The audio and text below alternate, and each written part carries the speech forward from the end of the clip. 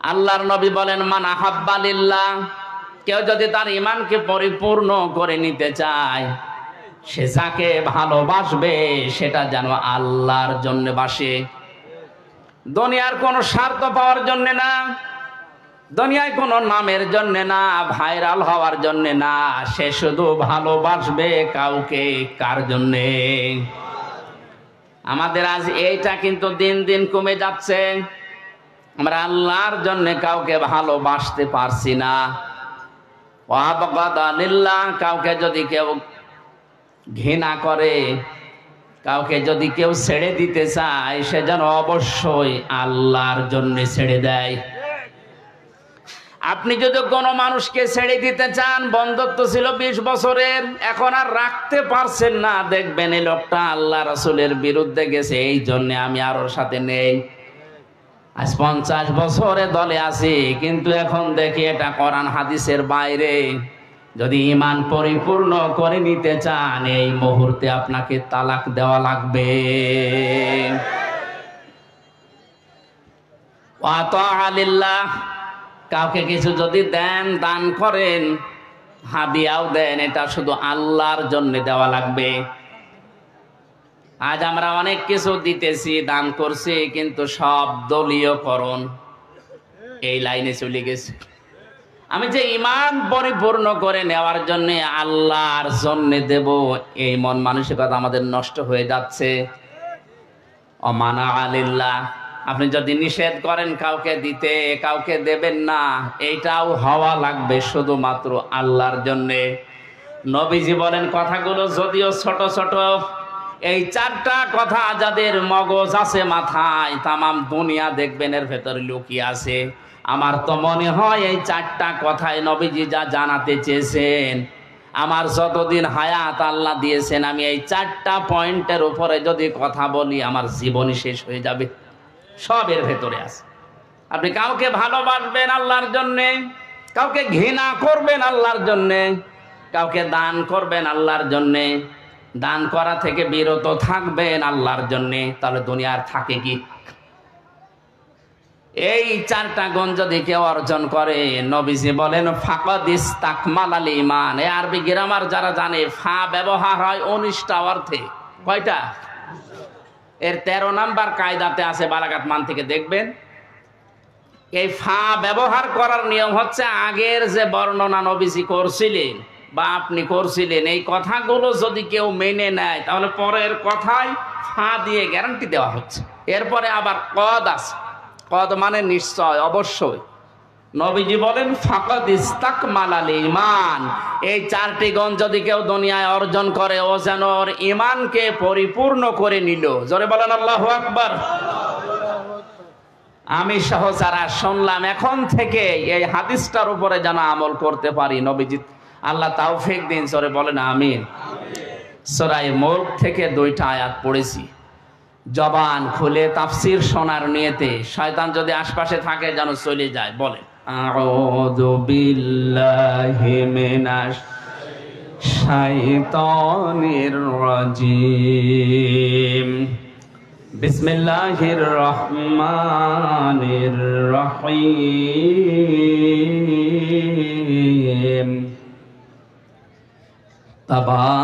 তাবারাকাল্লাযী বিয়াদিহিল মুলক ওয়া হুয়া আলা কুল্লি শাইইন কাদির। আল্লাযী খালাকাল মাউতা ওয়াল হায়াতা লিয়াবলুয়াকুম আইয়ুকুম আহসানু আমালা ওয়া হুয়াল আজিজুল গফুর।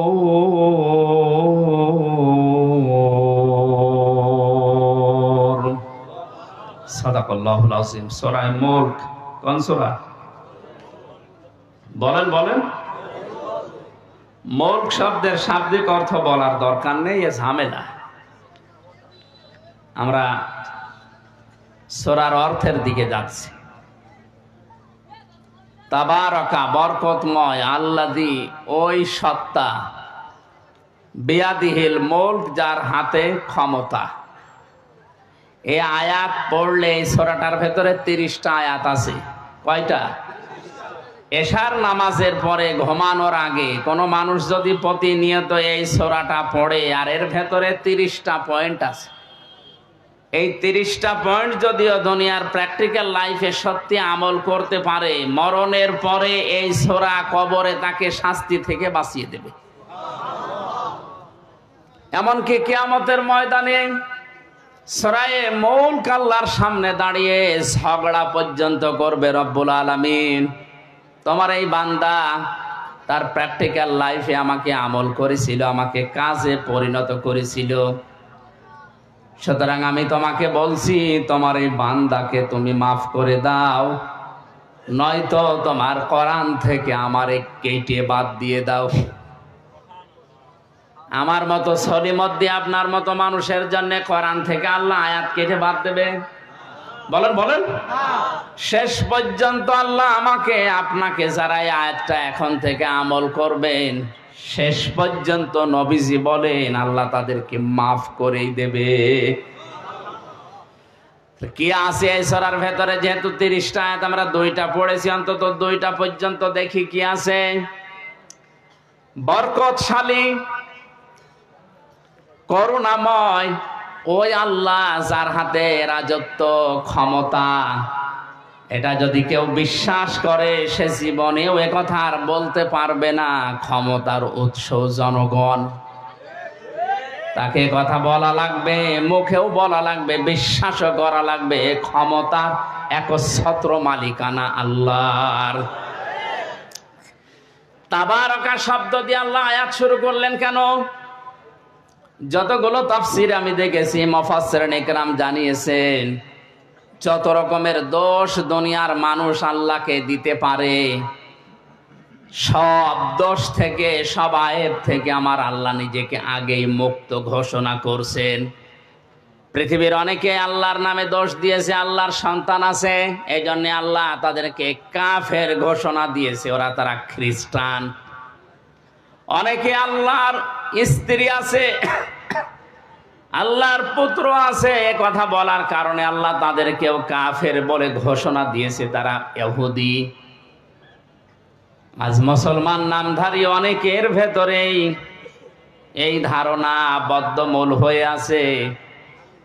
ইহুদি খ্রিস্টানরা সরাসরি আল্লাহকে সন্তান, স্ত্রী আছে এই দোষ দেয়।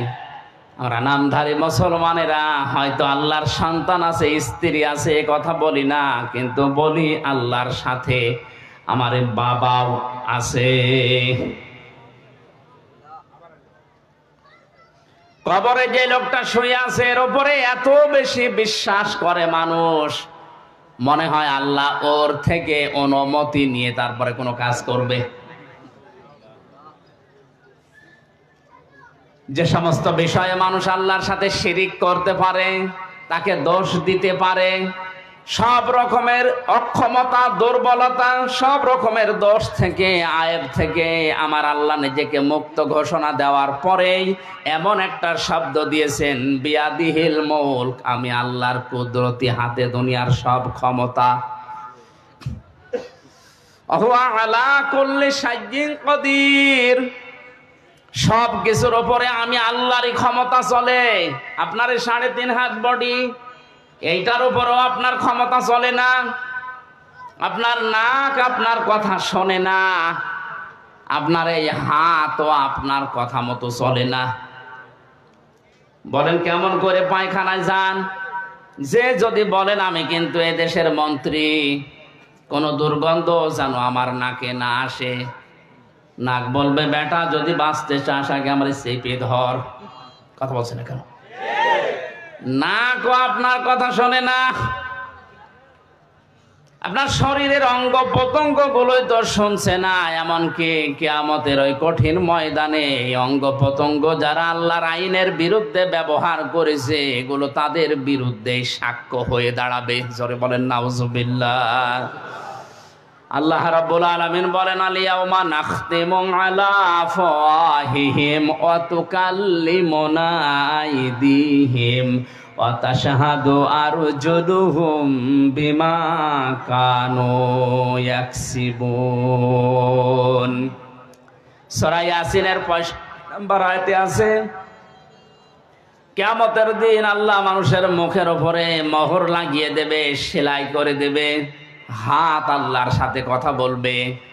আইদিহিম দিয়ে আল্লাহ শুধুমাত্র এই হাত বোঝাননি, হাত মানে বিভিন্ন রকমের হাত দুনিয়ায় মানুষের চলতে গেলে থাকে। কথা বলেন না কেন? কত রকমের হাত দুনিয়াতে আপনি ব্যবহার করেন। কেউ এই হাত ব্যবহার করছে, কেউ টাকা পয়সার হাত ব্যবহার করে, কেউ ক্ষমতার হাত ব্যবহার করে। দুনিয়ায় যে হাত ব্যবহার করে আপনি আল্লাহর বিরুদ্ধে, মানবতার বিরুদ্ধে অবস্থান নিয়েছিলেন, কিয়ামতের দিন ওই হাতগুলো আপনাকে আল্লাহর বিরুদ্ধে সাক্ষী দেওয়ার জন্য, আপনার বিরুদ্ধে আল্লাহর কাছে সাক্ষী দেওয়ার জন্য দাঁড়াবে।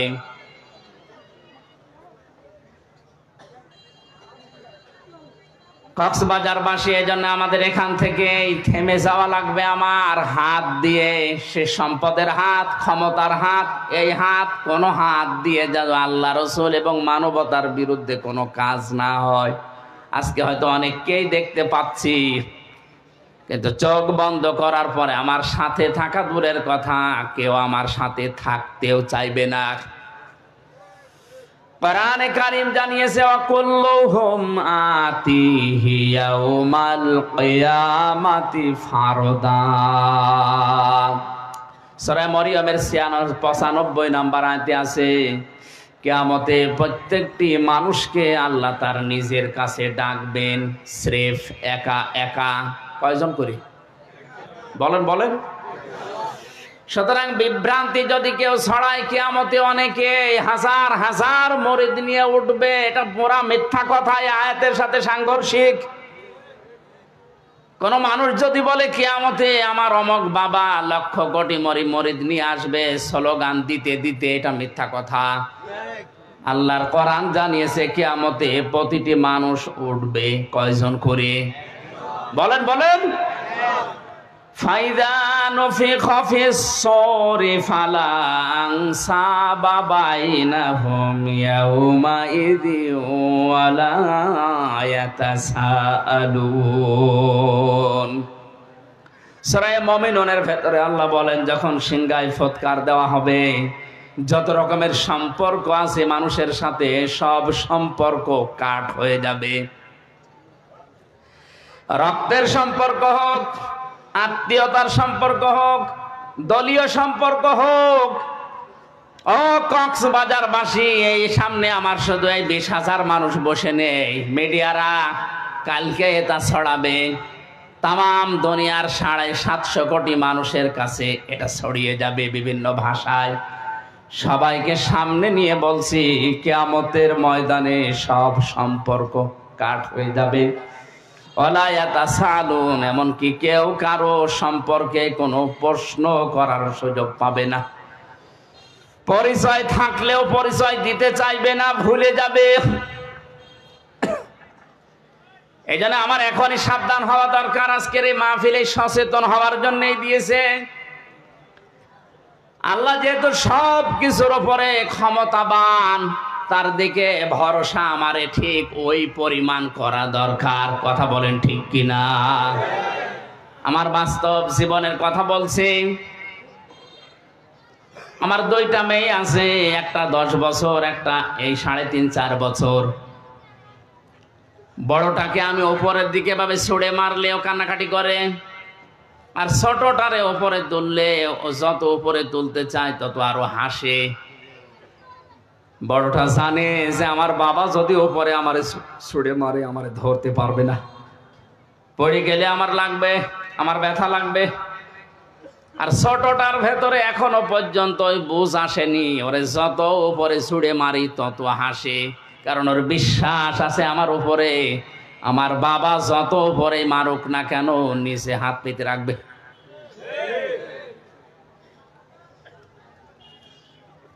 এই যে আলা করলে সাজ্জিন কাদির, সব কিছুর উপরে আল্লাহর ক্ষমতা চলে। আল্লাহর উপরে তাহলে কিভাবে ভরসা করা দরকার।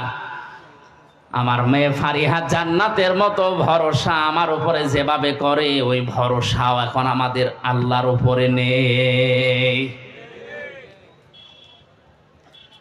আল্লাহ রাব্বুল আলামিন এতক্ষণ তার ক্ষমতার কথা, ভরসার কথা, দোষ ত্রুটির মুক্তির কথা বলছিলেন। এই যে বিয়াদিহিল মুলকের ভেতরে লক্ষ লক্ষ কথা তাফসিরে আছে, হঠাৎ করে আল্লাহ আলোচনার ধরন পাল্টিয়ে ফেললেন। তার ক্ষমতার কথা, নির্দোষের কথা, পূত পবিত্রর কথা, এগুলো বলতে বলতে আল্লাহ সব পাল্টিয়ে আলোচনার ধরন পাল্টিয়ে দিয়ে বললেন, এবার মানুষের জীবন এবং মৃত্যু সংক্রান্ত ভয়ঙ্কর দুইটা তথ্য আল্লাহ দিয়েছেন। জবান খুলে বলেন, আল্লাযী খালাকাল মাউতা ওয়াল হায়াতা লিয়াবলুয়াকুম আইয়ুকুম আহসানু আমালা ওয়াল আজিজুল গফুর। আজকে নতুন একটা তথ্য এই আয়াত থেকে আপনাদেরকে শোনাবো। শেষের দিকে একটু তাফসীর শেষ হোক। আল্লাহ রাব্বুল আলামিন হঠাৎ আলোচনার ধরন পাল্টিয়ে এবার বলতে আরম্ভ করছেন, আল্লাযী খালাকাল মাউতা, তিনি কিন্তু ওই আল্লাহ যিনি দোষ ত্রুটি থেকে মুক্ত, যার হাতে ক্ষমতা, যার সব ক্ষমতার মালিক যিনি, তিনি তোমাদের মউত আর হায়াত সৃষ্টি করেছেন। আমাদের মউত আর হায়াত বানিয়েছেন কে? আল্লাহ। আয়াতের সর্বপ্রথম শব্দ কিন্তু আল মাউতা, মাউত দিয়ে। দ্বিতীয় নম্বরের শব্দ আল হায়াতা, আল্লাহ আগে হায়াত না বানিয়ে মউত আগে বানিলেন। মুফাসসিরিন ইকরাম লিখেছেন, দুনিয়ার মানুষ একথা মনে প্রাণে 100 ভাগ বিশ্বাস করো যে তুমি আর যাই করো না কেন মরা লাগবে। পৃথিবীতে বহু নাস্তিকের জীবনী আমি পড়েছি, সালমান রুশদি সহ, ডক্টর আহমেদ শরীফ, কত নাস্তিক যারা আল্লাহকে পর্যন্ত বিশ্বাস করেনি, কিন্তু এই কথা তারা বিশ্বাস করে বলতে বাধ্য হয়েছে যে মরা লাগবে। কি করা লাগবে? 6665টা আয়াত পর্যন্ত অনেকে অস্বীকার করেছে, এখনো করছে, ভবিষ্যতেও করতে পারে। একটা মাত্র আয়াত কেউ অস্বীকার করেনি, করতেও পারবে না কিয়ামত পর্যন্ত। কুল্লু নাফসিন যায়িকাতুল মাউত সুম্মা ইলাইনা তুরজাউন। আল্লাহ পাক বলেন, অবশ্যই সবাইকে মরা লাগবে, ফিরে আসা লাগবে আমি আল্লাহর কাছে। কার কাছে? মাউতা শব্দ আল্লাহ দিয়েছেন। তাফসিরে আমি মাউতের ধরন পেয়েছি, মানুষের মরণের যন্ত্রণা পেয়েছি প্রায় 10 রকম। মরণের পরে অধিকাংশ মানুষের এই আকৃতি আর থাকবে না। কোরআন জানিয়েছে, ইউরাফুল মুজরিমুনা বিসিমাহুম ফায়ুখাযু বিন নাওয়াসি ওয়াল আকদাম। জবান খুলে কোরআনের আয়াত বলেন, ফাবিআইয়ি আলা'i রাব্বিকুমা তুকাযযিবান। কিয়ামতের ময়দানে পাপিষ্ঠদেরকে আমি আল্লাহ জিজ্ঞাসা করব না, ও হামজা এই কাজ করেছিলে না। দুনিয়ার মানুষ আমরা দেখি আদালতে, এই 3টা বছর আমি জেলখানায় ছিলাম, যতবার আদালতে গেছি সাক্ষী নেয়, এমনকি আমাকেও বিচারক জিজ্ঞাসা করে আপনার নামে এই অভিযোগ আপনি করেছেন কিনা। উনি নিজে যেহেতু জানে না, উকিল যারা দাঁড়ায় তাদের কথাও শুনে বিশ্বাস পায় না, শেষ পর্যন্ত আমারে জিজ্ঞাসা করে আপনি এই অপরাধ করেছেন কিনা। আল্লাহ পাক বলেন, মানুষের এই বিচার ব্যবস্থার আমি আল্লাহর বিচার সম্পূর্ণ আলাদা। যেহেতু বিচারক ওই জায়গায় ছিল না, ওর অতীত বর্তমান ভবিষ্যৎ কিছু জানা নেই, এই জন্যে জিজ্ঞাসা করি না এটা করেছেন কিনা। আমি আল্লাহর সব জানা আছে, এই জন্য কাউকে তার পাপের কথা আমি জিজ্ঞাসা করব না, ওর শরীরের ভেতরে ওই চিহ্ন ফুটিয়ে তুলব। তাফসিরে 10 প্রকার মানুষের নাম আমি পেয়েছি। অনেক মানুষ মরণের পরেই তার চেহারা পাল্টিয়ে কুকুরের মতো হয়ে যাবে। আপনি যত সুন্দর করে কাফন দাফন দিয়ে উপরে ফুলের পাহাড় লাগিয়ে দেন, ভেতরে আল্লাহ তার আকৃতি কুকুর বানিয়ে দিয়েছে। কুকুরের চেহারা হবে কাদের? তাফসিরে আছে, মুফাসসিরিনে কিরাম জানিয়েছেন দুনিয়ায় কুকুরের স্বভাবকে, একটা কুকুরকে আপনি খাবার দেবেন, যা দিয়েছেন, ও যদি মরণ পর্যন্ত খায় তাও শেষ হবে না। পাশেরটা যদি কিছু দেন হামলা দেবে। এই কথা বলছি না কেন? কুকুরের এই চরিত্র, এই স্বভাব আজ বাংলাদেশে অনেকের ভেতরে আছে। নিজের যা সম্পদ আছে, যা উপার্জন করেছে, ও যদি মরণ পর্যন্ত খায় তাও শেষ হবে না, এরপরেও মানুষ এটা হামলা দেয়। এ ধরনের মানুষ দিন দিন কমে যাচ্ছে। হ্যাঁ, এ 15-20 বছরে আরো বেড়েছে। নিজের যা আছে আমার মনে হয় ওর 14 বংশ কোনোদিন শেষ হবে না খেয়ে, এরপরেও পাশেরটায় হামলা দেয়। আল্লাহর কসম, কোরআনে কারিমের সূরা রহমানের এই আয়াত থেকে বলছি, মরণের পরে আপনার আকৃতি থাকবে না। যদি থাকে তাহলে কোরআনের এই আয়াত মিথ্যা হয়ে যাবে। এক কথা বলে না কেন ভাই? এখানে সমস্যা আছে। এই ইউটিউবার যারা আছে, যে ভিডিও করছে, এই কথাটা মনে হয় কাট করে কালকে ছেড়ে দেবে যে হুজুর কোরআন মিথ্যা হয়ে যাবে, এই কথা বলেছে। আমি এটা বললাম? আমি করোনা নিয়ে একটা তথ্য দিয়েছিলাম ভোলাতে, এরা কাটসাট করে এমন ভাবে উপস্থাপন করেছে, রিমান্ডে আমারও জিজ্ঞাসা করে, হ্যাঁ আপনি এটা বলেছেন, অথচ আমি তো ওইটা বলতে চাইনি। আগের কথা পরের কথা কেটে দিয়ে এখানে প্রসাব করিবেন, না করিলে 50 টাকা দেবেন। প্রসাব যদি নাও লাগে, টাকা বাঁচানোর জন্য প্রসাব করি না, শেষে ধরা খায়। আমার এই ধরা খাইয়েছে এরা, এই কাটসাট করে 2 মিনিট 2.5 মিনিট করে ছাড়ে, আর এইগুলো আমার রিমান্ডে জিজ্ঞাসা করে। অথচ ওই কথা তো আমার না। আপনি আগের কথা পরের কথা 1 ঘন্টা 1.5 ঘন্টা 2 ঘন্টা কথা বলি, এগুলো না দিয়ে মাঝখান থেকে 2.5 মিনিট দিয়ে দিলেন, ও আগে পরে কি আছে আমি তো জানি না। অন্তত এই 150-200 ক্যামেরা যারা এসেছেন, আপনাদের হাতে পায়ে ধরে বলছে এই ক্ষতি আর করেন না, আমি আবার হয়তো আপনাদের জন্য যাব, কারণ এরাই ঝামেলা করে। এটা আর করেন না ভাই। এই জন্য আমাদের আকৃতি যদি মরণের পরে কুকুরের মতো করতে না চাই, তাহলে মানুষের সম্পদে হামলা দেওয়া, অবৈধভাবে খাওয়া, এটা এই মুহূর্ত থেকে বন্ধ করা লাগবে। কিছু মানুষের আকৃতি হবে সাপের মতো, সর্পের মতো। সাপের কাজ হচ্ছে একটা মানুষকে সবল দেয়, লোকটা মারা যায়, সাপের কোনো লাভ। এই জবাব দেন না কেন? অনেক মানুষ এখন এই দেশে তৈরি হচ্ছে, সকালবেলা থেকে ওঠার পরেই ওর ধান্দা থাকে কার ক্ষতি করব, অথচ নিজের কোনো লাভ হয় না। মাঝখান থেকে লোকটার 2 বছর জেল হয়ে যায়। আমার পেছনে যারা লেগে আমার 3 বছরে জেল খাটিয়েছে, তাদের কোনোই লাভ হয়নি। মাঝখান থেকে আমার 3টা বছর অন্ধকারে কেটল। আমার স্ত্রী সন্তান কষ্ট পেয়েছে, আমার বাবা মা কষ্ট পেয়েছে, তাদের কি হলো? তারা হ্যাঁ টাকা পয়সা কিছু পেয়েছে, ওইটা আমি নাই বললাম, তো তারা আর কি লাভ হলো বলেন? এই মানুষগুলো যদি আমার কাছে স্বীকার না করে, স্বীকার মানে তওবা করা, স্বীকার মানে কি? আমার কাছে মাফ চাওয়া, স্বীকার করা, তওবা করা, এটা যদি দুনিয়ায় জীবদ্দশায় এটা না করে আমার এই 3টা বছর যারা নষ্ট করেছে ওইভাবেই মারা যায়, আল্লাহর কসম এদের আকৃতি কিয়ামতের দিন আমার এই ক্ষতি করার কারণে সাপের মতো হবে। দেখলে আমি বুঝবো যে এই তো সেই লোক। শুধু আমার ব্যাপারে আমি বললাম, এরকম হাজারো মানুষের জীবনে ঘটছে এখন, না ঘটছে না? আকৃতি যদি ঠিক রাখতে চান, এ সুন্দর চেহারা আপনার থাকবে না। 3 নম্বরে কিছু মানুষের আকার হবে শূকরের মতো। কিসের মতো? শূকর দেখবেন নিজের বউ, ছেলে মেয়ে, বেটার বউ সব নিয়ে যায়, একটা অনুষ্ঠানে যায়, কোনো জায়গায় যে নিজে বসে বসে এক জায়গায় থাকে, আর ওগুলো সব কচু খেতে ছেড়ে দেয়। কার সাথে কি করছে আল্লাহ ছাড়া কেউ জানে না। কত মানুষের চরিত্র আজ তাকান, নিজের বউ যদি সুন্দর হয় দিশাই পায় না করবে কি, আরো সুন্দর করে সাজায়। মানুষকে দেখায় যে জিনিস আমার আছে, জিনিস আছে, আপনি নিজে দেখেন, মানুষ দিয়ে দেখানোর দরকার কি?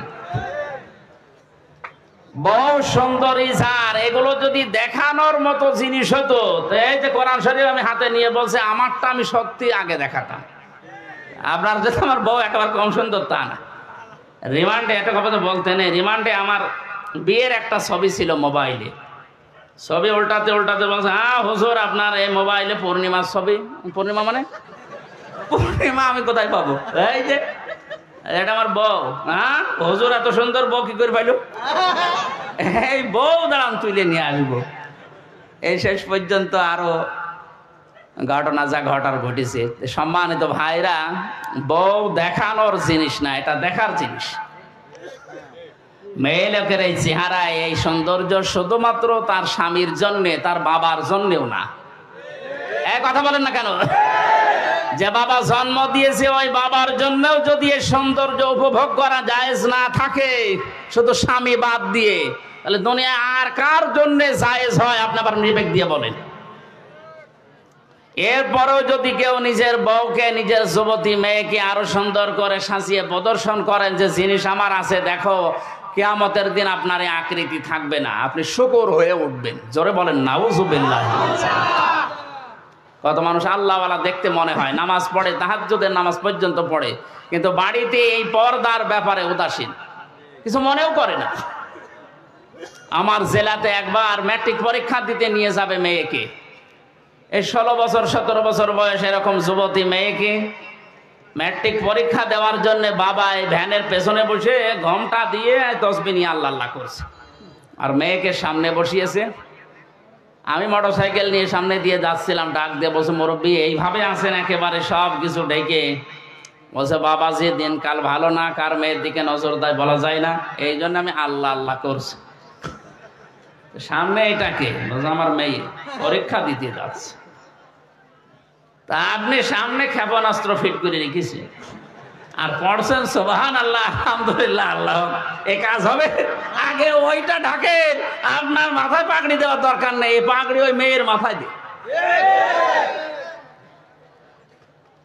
এই জন্য আকৃতি যদি শুকুরের মতো করতে কেউ না চান, এই মুহূর্তে নিজের বউকে, নিজের বোনকে, বেটার বউকে, নিজের মেয়েকে পর্দার ভেতরে নিয়ে আসে।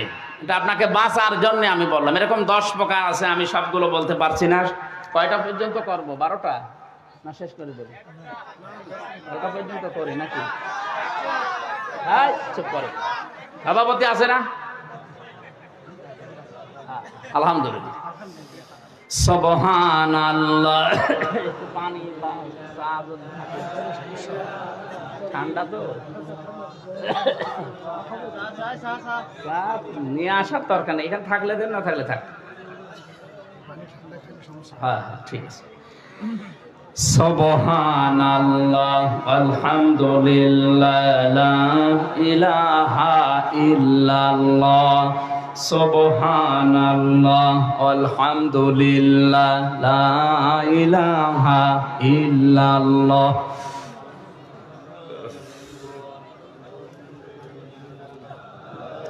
আমি জিকির করতে বললাম নাকি খাজা বাবা বলতে বলছি?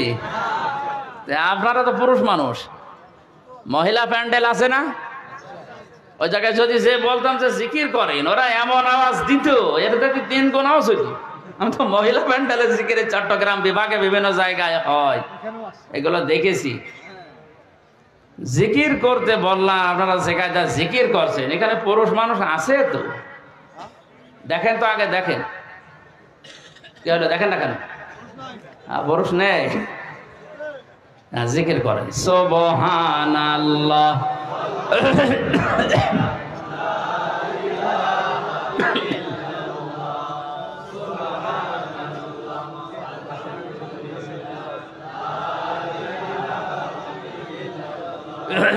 সুবহানাল্লাহ আলহামদুলিল্লাহ লা ইলাহা ইল্লাল্লাহ, লা ইলাহা ইল্লাল্লাহ মুহাম্মাদুর রাসূলুল্লাহ। আমার ভাইরা একটু খেয়াল করে শোনেন, মাউতা শব্দ দেওয়ার পরে আমার আল্লাহ প্রথম নাম্বারে দিয়েছেন এই জন্যে যাই করেন মরা তো লাগবে, আর মরণের যন্ত্রণা এত তীব্র এত কঠিন। অজাতে সাকরাতুল মাউতি বিল হক যালিকা মা কুনতা মিনহু তাহিদ। আল্লাহ রাব্বুল আলামিন বলেন, পৃথিবীর সব কিছু তোমার দৃষ্টিতে মিথ্যা হতে পারে, কিন্তু মরণের যন্ত্রণা হক, এটা সত্য। আমরা জানি হযরত ইদ্রিস নবী আলাইহিস সালামের জীবনী পড়েছি, আমি তাফসীরের ভেতরে দেখেছি হযরত ইদ্রিস নবী আলাইহিস সালাম তিনি শখ করে একবার মৃত্যুবরণ করতে চেয়েছিলেন। ডাক দিয়ে বলে রব্বুল আলামিন, আজরাইল ফেরেশতা আমার কাছে এসে, তার সাথে আমার বন্ধুত্ব আছে, কথাবার্তা হয় আমার সাথে, আমি মরতে চাই, তার মানে মরণের যন্ত্রণা কেমন এটা আমি একটু দেখতে চাই। তুমি আজরাইলের সাথে আমার বন্ধুত্ব আরো গাঢ় করে দাও। আল্লাহ রাব্বুল আলামিন কোন বিষয়ে যদি সিদ্ধান্ত নেন, বলেন কোন ফায়াকুন, সঙ্গে সঙ্গে হয়ে যায়। ফেরেশতা আজরাইলের সাথে তার বন্ধুত্ব হয়ে গেল। হাদিসটা যদিও জয়ীফ, দুর্বল, আমি শুধু শিক্ষার জন্য বলছি। ডাক দিয়ে বলে, ফেরেশতা আল্লাহ আপনার সাথে আমার বন্ধুত্ব তৈরি করে দিয়েছে, আমিও বন্ধুত্ব করেছি, কিন্তু এটা টিকিয়ে রাখতে হলে কয়েকটা কথা আপনার শোনা লাগবে বন্ধু হিসাবে। এক নাম্বারে, আমি মৃত্যুবরণ করে দেখতে চাই যে মরণের যন্ত্রণা কেমন। ফেরেশতা বলে, রব্বুল আলামিন কার কাছে পাঠিয়েছো বন্ধুত্ব করার জন্য? তো পুরা ভেজাল, মরে দেখতে চাই কেমন লাগে। আল্লাহ পাক অর্ডার দিলেন, তিনি বললেন হ্যাঁ আমাকে মারবেন, কিন্তু মরণের পরে আবার আমার রূহ ফিরিয়ে দেবেন, আমাকে আবার জীবন দিয়ে দেবেন। তাফসীরে এসেছে তিনি যে শখ করে মৃত্যুবরণ করেছিলেন, কেমন যন্ত্রণা পেয়েছিলেন জানেন? একটা জিন্দা ছাগলকে চামড়া ছিলে লবণ লাগিয়ে দিলে যেমন কষ্ট হয়, ওইরকম কষ্ট পেয়েছিলেন। পৃথিবীর সর্বশ্রেষ্ঠ মানুষ যিনি, আল্লাহর পরে যার স্থান, আমাদের নবী মুহাম্মদুর রাসূলুল্লাহ সাল্লাল্লাহু আলাইহি ওয়াসাল্লাম, তিনি ওই মরণের যন্ত্রণা থেকে রেহাই পাননি। বারবার তার শরীর শুকিয়ে যাচ্ছিল, ঘেমে যাচ্ছিল, ঘামগুলো মুছিয়ে দেয় হযরতে ফাতেমা, হযরতে আয়েশা, আবার ঘেমে যান। মরণের যন্ত্রণা যখন শুরু হয়ে গেছে, হযরতে আজরাইল তার দরজায় এসে কড়া নাড়া দিয়েছে। ফাতেমাতুজ জাহরা দরজায় যাবার পরে দেখলেন বিশাল আকৃতির একজন দাঁড়িয়ে আছে। ভয়ে দৌড় দিয়ে বাবার কাছে আসলেন, ডাক দিয়ে বলে, বাবা এমন একটা মানুষকে দেখলাম জীবনে এর আগে আমি দেখি নাই। এর মাথা আকাশের দিকে, পা জমিনের সাথে, এত উঁচা এত লম্বা। নবীজি চোখের পানি গড়িয়ে পড়লো, ডাক দিয়ে বলে, মা ফাতেমা, এটা দুনিয়ার কেউ না, এটা তোমাকে এসেছে এতিম বানাতে, এটা ফেরেশতা আজরাইল, আসতে দাও। সালাম দেওয়ার পরে ভেতরে প্রবেশ করলেন, ডাক দিয়ে বলে, ইয়া রাসূলুল্লাহ, আল্লাহ পাক আমাকে পাঠিয়েছেন দুইটা খবর পাঠানোর জন্য। আপনি যদি যেতে চান আমি নিয়ে যাব, যদি না যেতে চান আপনি থাকতে পারবেন। নবীজি বললেন, আজরাইল আমি যদি থাকতে চাই কতদিন থাকতে পারবো? ফেরেশতা বলে, হ্যাঁ আপনি যতদিন ইচ্ছা ততদিন থাকতে পারবেন। তারপরে কি? মরা লাগবে। তারপরে কি? কারণ হচ্ছে আল্লাযী খলাকাল মাউতা, আল্লাহ সর্বপ্রথম বানিয়েছেন মউত। আপনি আল্লাহর প্রিয়, আল্লাহর বন্ধু, আল্লাহর দোস্ত, আল্লাহর হাবিব, সব ঠিক আছে, আপনি যতদিন থাকতে ইচ্ছা করেন ততদিন থাকতেও পারবেন, কিন্তু ফাইনাল কথা মরা লাগবে। নবীজি বললেন, আজরাইল মরায় যদি লাগে তাহলে নশ্বর দুনিয়ায় থেকে আমার আর লাভ নেই। মহান আল্লাহ যদি আমার অপেক্ষায় অপেক্ষমান থাকে তাহলে আমাকে নিয়ে চলো। আজরাইল বলেন, আমি শুধু হাতটা তার বুকের ওপরে রাখলাম, বিশ্বনবী ডাক দিয়েই বললেন, আজরাইল তাড়াতাড়ি তোমার হাত আমার বুকের ওপর থেকে সরাও, মনে হচ্ছে উহুদ পাহাড় আমার বুকের ওপরে রেখে দিয়েছো। কক্সবাজারবাসী বলে, যে লোকটা জীবনে কোনোদিন হাত তুলে মোনাজাত করলে আল্লাহ ফেরত দেওয়া দূরের কথা, মনের ভেতরে আকাঙ্ক্ষা আসলে যার দোয়া কবুল হয়ে গেছে। জোহরের নামাজ পড়ছিলেন তিনি বাইতুল মুকাদ্দাসের দিকে, 2 রাকাত নামাজ হবার পরে আকাশের দিকে তাকিয়ে মনের ভেতরে একটা আকাঙ্ক্ষা এসেছে, আল্লাহ 16 থেকে 17 মাস পর্যন্ত আজ এই বাইতুল মুকাদ্দাসের দিকে আমি নামাজ পড়ছি, আমার মনটা খুব বেশি চায় আমি যদি কাবা শরীফের দিকে ঘুরে নামাজ পড়তে পারতাম তাহলে আমার মন আরো তৃপ্ত হয়ে যেত।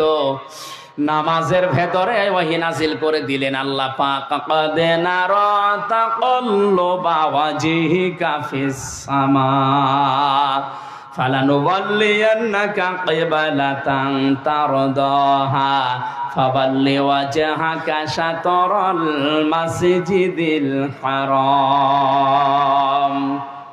হে নবী, আপনি আকাশের দিকে মুখ উত্তোলন করেছিলেন, আমি কিন্তু বুঝতে পেরেছি যে আপনার মনে কি চাই। আপনার মন চাই এই 16-17 মাস নামাজ পড়লেন বাইতুল মুকাদ্দাসের দিকে, কাবার দিকে মন চাই নামাজ পড়তে। জোহরের নামাজের বাকি 2 রাকাত আর মুকাদ্দাসের দিকে পড়া লাগবে না, নামাজের ভেতরে আপনি ঘুরে বাকি রাকাত কাবার দিকে পড়েন। এই জন্য এই মসজিদকে কিবলাতাইন বলা হয়, 2 কিবলার মসজিদ। একই নামাজ আল্লাহর নবী 4 রাকাত পড়েছিলেন, 2 রাকাত বাইতুল মুকাদ্দাসে, 2 রাকাত কাবার দিকে। বলেন যে লোকটা শুধু মনের ভেতরে কামনা বাসনা আসলেই কবুল হয়ে যায়, আকাশের তারকা দেখে চাঁদ দেখে হাত আঙ্গুল দিয়ে ইশারা দিলে 2 টুকরা হয়ে যেত। 5 জমিন থেকে তুললে ওটা সঙ্গে সঙ্গে আরশে চলে যেত, এত বড় পাওয়ার ছিল, সম্মান ছিল যার। এই লোকটার মরণের যন্ত্রণা যদি আজরাইলের হাত রাখার পরে এমন তীব্র হয়, আমাদের কিছুই হবে না।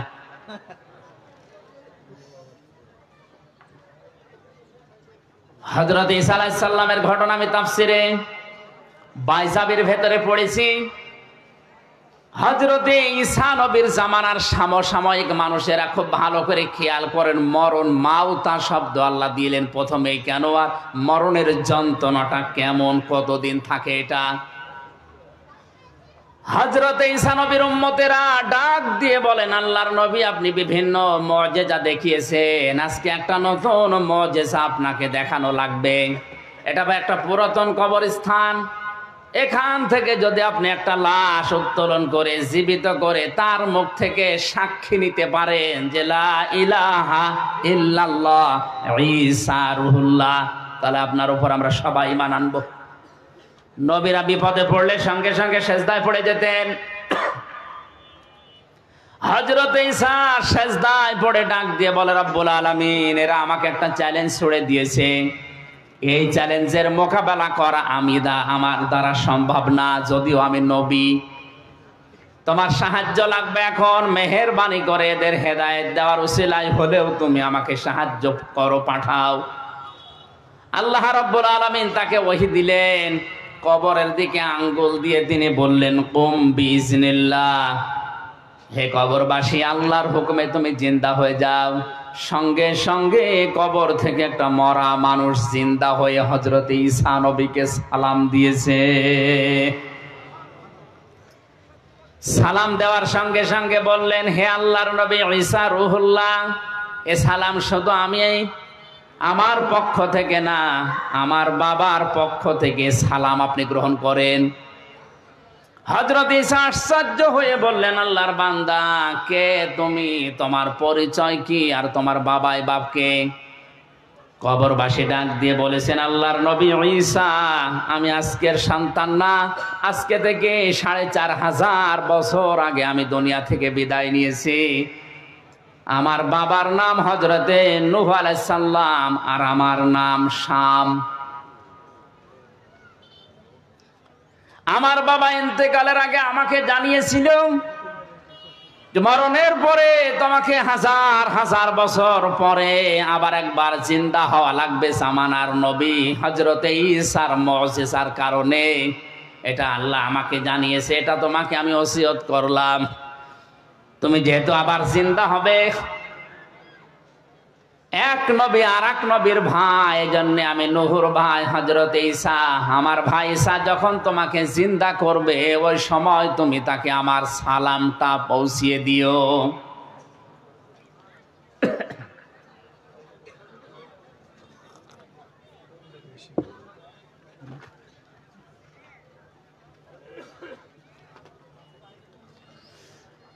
হযরত ঈসা রূহুল্লাহ আশ্চর্য হয়ে বললেন, শাম, তুমি ৪৫০০ বছর কবরে আছো, কিছু আশ্চর্য কথা আমার একটু শোনাও। শাম বলে, ঈসা রূহুল্লাহ, হে আমার চাচা যান, কারণ এক নবী আর এক নবীর ভাই, এই হিসাবে আপনি আমার বাবার ভাই, আপনি আমার চাচা। আপনাকে আমি দুটা সত্য কথা আমার জীবন থেকে শোনাচ্ছি। তাফসিরে বাইজাবি মুফাসসির লিখেছেন, ১ নম্বরে তিনি বলেছিলেন, আল্লাহর নবী ঈসা আমার চাচা, মরণের সময় হযরতে আজরাইল যখন আমাকে তাড়া করছিল, আমার রূহটাকে যখন চাপতে চাপতে শেষ পর্যন্ত আঙ্গুলের মাথা দিয়ে বের করছিল, আমি এমন কষ্ট পেয়েছিলাম ওই সময়, যে যন্ত্রণা আমি অনুভব করেছিলাম, যে তীব্র যন্ত্রণা। ৪৫০০ বছর এই কবরে পড়ে আছি, এখন ওই যন্ত্রণা আমার শরীর থেকে যায়নি, এখনো ব্যথা করে।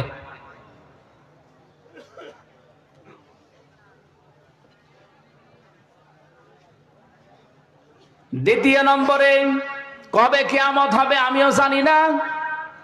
কিয়ামতের ওই কঠিন ময়দানে ওঠার আগ পর্যন্ত আমার শরীরের ৩৬০ জোড়া বিভিন্ন অঙ্গ প্রত্যঙ্গে জোড়া দেওয়া আছে।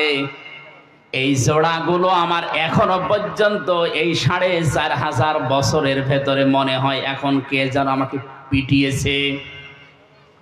মুফাসসির লিখেছেন শেষের দিকে, হযরতে শাম তিনি একজন নবী ছিলেন, যদি নবী নাও থাকেন তিনি একজন নবীর সন্তান। বাংলার মুসলমানেরা বলেন বিবেক দিয়ে, একজন মুসলমান নবীর সন্তান, তিনি একজন নবী, এরকম কথাও আছে। তার মরণের যন্ত্রণা যদি এরকম তীব্র হয়, ৪৫০০ বছরও তিনি ভুলতে না পারেন। আমরা যারা সাধারণ মুসল্লি, সাধারণ মুসলমান যারা, তাদের মরণের সময় কি হবে এটা আল্লাহ ছাড়া আর কেউ জানে না। এই জন্য এই মরণের যন্ত্রণা থেকে কেউ যদি রেহাই পেতে চায়, নবীজি ওই সময় আজরাইলকে বলেছিলেন, ভাই, মরণের যে যন্ত্রণা সব আমার বুকের ওপরে তুমি এখনই শুরু করে দাও, কিন্তু আমার এতিম উম্মতদেরকে তুমি কিছু বলবা না। আজরাইল বলেছিলেন, না, এটা কথা দিতে পারলাম না, কিন্তু একটা কথা আপনাকে আমি দিতে পারি।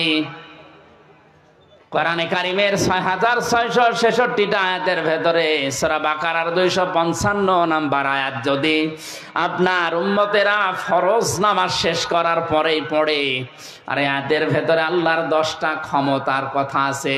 কয়টা বলেন বলেন?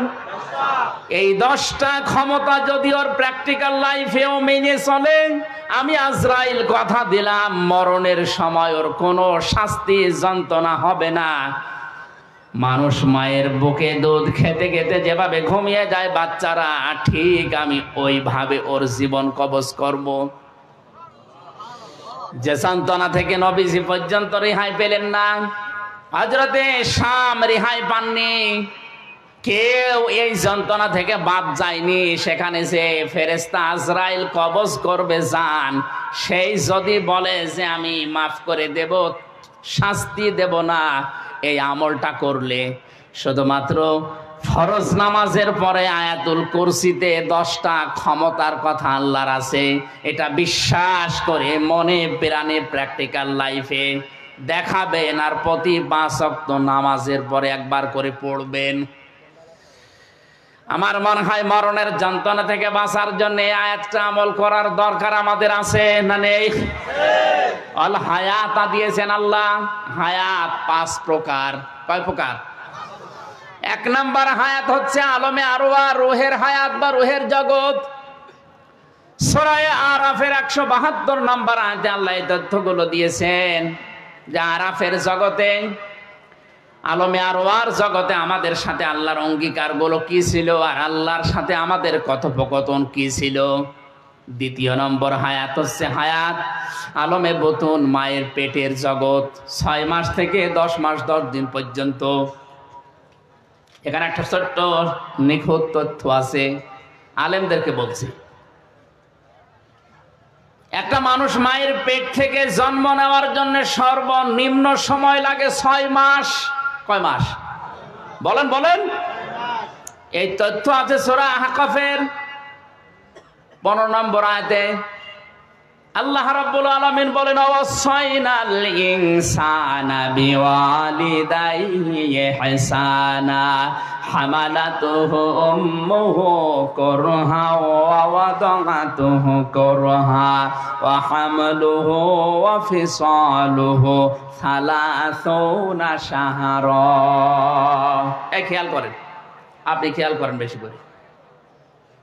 আল্লাহ পাক বলেন, পৃথিবীর যত মানুষ আছে যে ধর্মই পালন করুক না কেন, প্রতিটি মানুষকে আমি আল্লাহ সৃষ্টিকর্তা হিসাবে আদেশ করলাম, নসিহত করলাম, অর্ডার দিলাম তারা যেন তাদের মা বাবার সাথে ভালো আচরণ করে। এই আচরণ করার দায়িত্ব আল্লাহ দিয়েছেন শুধু মুসলমানদের? বলেন বলেন। যত ধর্মের মানুষ আছে দুনিয়ায়, মানুষ পদবাচ্চে যারা বিবেচিত, এই মানুষের আল্লাহর অর্ডার, সৃষ্টিকর্তার অর্ডার, মা বাবার সাথে ভালো আচরণ করা লাগবে। আপনি যদি দুনিয়ায় রিজিক বাড়াতে চান, আপনার সম্মান বাড়াতে চান, আপনার হায়াত বাড়াতে চান, মা বাবার সাথে ভালো ব্যবহারের কোনো বিকল্প নেই। মা বোন যারা এসেছেন, আপনার স্বামী, আপনি যদি চান সে বেশি দিন বেঁচে থাক, তার সম্মান মর্যাদা দুনিয়ায় আরো বেড়ে যাক, তার রিজিক, তার টাকা পয়সা, তার জমি জায়গা, ব্যাংক ব্যালেন্স, ব্যবসা বাণিজ্য আরো বেশি হোক, তাহলে স্বামীকে বারবার পরামর্শ দেবেন রাতে সবার সময়, স্বামী তুমি আর যাই করো, মা বাবার সাথে আর রক্তের সম্পর্ক যাদের সাথে আছে এগুলো ঠিক রাখো। তো অধিকাংশ স্ত্রী আরো এগুলো নষ্ট করে। কথা বলে না কেন? এগুলো যদি নষ্ট করে তাহলে সে কি তার স্বামীর ভালো চায় না অকল্যাণ চায়? ও চাচ্ছে যে আমার স্বামী আরো তাড়াতাড়ি মরে যাক, আমি আর একটা কাজ করব। ওর সম্মান মর্যাদা দরকার নেই, ওর টাকা পয়সা রিজিক আর দরকার নেই। এটা হাদিস। কোন স্বামীর যদি সম্মান মর্যাদা, তার রিজিক, তার হায়াত বেড়ে যাক, এটা স্ত্রী চায়, সে যেন অবশ্যই অবশ্যই পরামর্শ দেয়, স্বামীকে বলে স্বামী তুমি যাই করো, মা বাবার সাথে ভালো আচরণ করো। আশা করছি মা বোনেরা আমাদের দিকে তাকিয়ে হলেও এটা করবে। যদি না করে বুঝবেন আপনার বউ চায় যে আপনি মরেন। যে স্ত্রীর কারণে আপনি মা বাবার সাথে খারাপ আচরণ করতে বাধ্য হন, আপনার হায়াত কমে যাচ্ছে, আপনার সম্মান মর্যাদা থাকলেও আল্লাহ নষ্ট করে দেবে। আমার মূল কথা ছিল, আল্লাহ পাক বলেন ব্যাখ্যা দিয়েছি এইটা ভালো ব্যবহার করবা, কারণ হচ্ছে তোমার মা তোমাকে কষ্টের পরে কষ্ট সহ্য করে পেটে বহন করেছে। সালাসনা শাহরা, 30 মাস। কয় মাস? 30 মাস বহন করে। বলেন বলেন। ওয়া হামলুহু ওয়া ফিসালুহু সালাসনা শাহরা, এই যে মাঝখানে ওয়া আছে, তোমাকে দুধ পান করিয়েছে, পেটে বহন করিয়েছে, সব মিলে 30 মাস। আমরা জানি মানুষকে দুধ পান করানো লাগে মায়ের স্তন থেকে সর্বনিম্ন 2 বছর। কয় বছর? সূরা বাকারার 233 নম্বর আয়াতে আছে এটা। والوالدات يرضعن أولادهن حولين كاملين لمن أراد أن يتم الرضاعة। আমি দুনিয়ার বাবাকে, মায়েদেরকে আদেশ করেছি, তোমরা বাবারা যারা আছো মায়েদের মাধ্যমে সন্তানকে দুধ পান করাবা 2 বছর। কয় বছর? এ দুধ পান করার দায়িত্ব বাবার না মার? এই কি বলেন?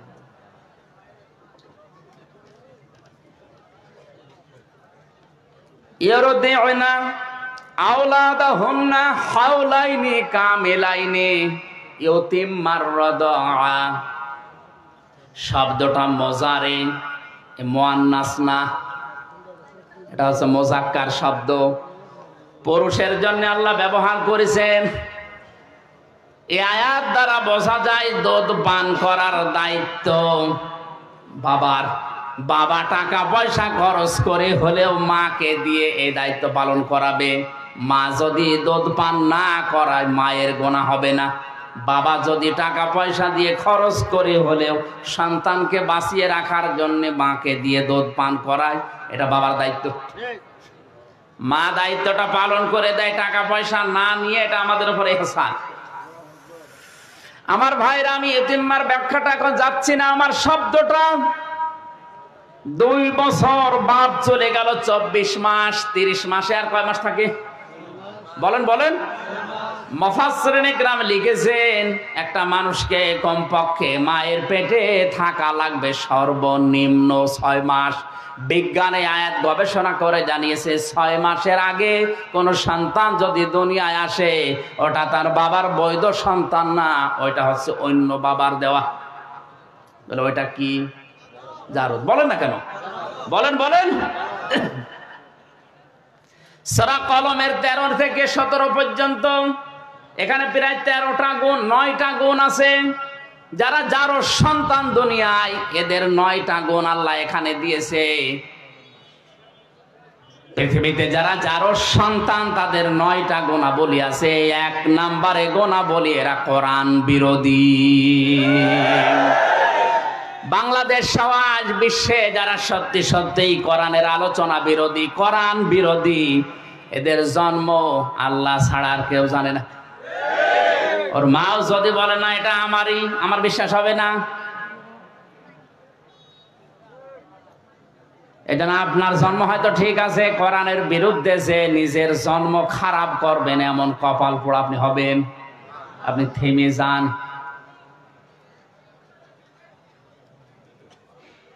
মায়ের পেটের ভেতরে এই জন্য 6 মাস থাকাই লাগবে। এক একটা শব্দে লক্ষ লক্ষ কথা আছে, আমি খুব তাড়াতাড়ি সংক্ষেপ করছি। 3 নম্বরে আলমে দুনিয়া, এই যে জগতে আমরা আছি, 60, 70, 80 বছরের হায়াত।